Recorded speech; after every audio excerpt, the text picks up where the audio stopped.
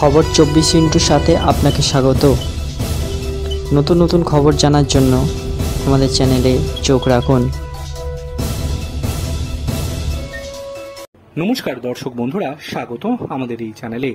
আরজি করের প্রতিবাদের পারদ ক্রমশই চলছে। পথে নেমে রাত দখল করে কিংবা পুজোর অনুদান ফিরিয়ে প্রতিবাদ তো হয়েছে, এবার প্রতিবাদের মুখ্য নাট্য সংস্থা জানিয়ে দিল সরকারি অনুদান নেবে না তারা। নাট্যমেলার জন্য রাজ্য সরকারের দেয়া 50,000 টাকার অনুদান ফিরিয়ে দিও।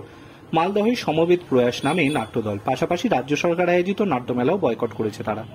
মালদহ সমেত প্রয়াস নাট্যদল নাট্যজগতে যথেষ্ট পরিচিত নাম। আরজি করের ঘটনার প্রতিবাদ জানিয়ে তাদের এহেন পদক্ষেপ রীতিমতো সাড়া ফেলে দিয়েছে। মালদহ সমবেত প্রয়াসের কর্ণধার শরদিন্দু চক্রবর্তী জানান, এই রাজ্যে যে ঘটনা ঘটেছে তা কখনোই কাম্য নয়, তার প্রতিবাদ জানাতেই এমন সিদ্ধান্ত। শুধু তাই নয়, সরকারি উদ্যোগে যে নাট্যমেলার আয়োজন করা হয়েছে তাও বয়কট করেছেন শরদিন্দুরা। মালদহ জেলার ইংরেজবাজার শহরের নজরুল সরণিতে 31 আগস্ট 1 সেপ্টেম্বর পথনাটকের আয়োজন করেছে এই নাট্যগোষ্ঠী।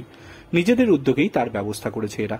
নাট্য ব্যক্তিত্ব চন্দন সেহে এই প্রতিবাদকে অভিবাদন জানিয়েছেন। তিনি বলেছেন, অভিনন্দন জানাচ্ছি ওদের। আমার মনে হয় এরকম ঘটনা আরও ঘটতে থাকবে। প্রমাণ লোপাট হয়েছে, প্রমাণ লোপাটের বিরুদ্ধে প্রতিবাদ জানালে মুখ্যমন্ত্রী ফোঁস করতে বলেছেন।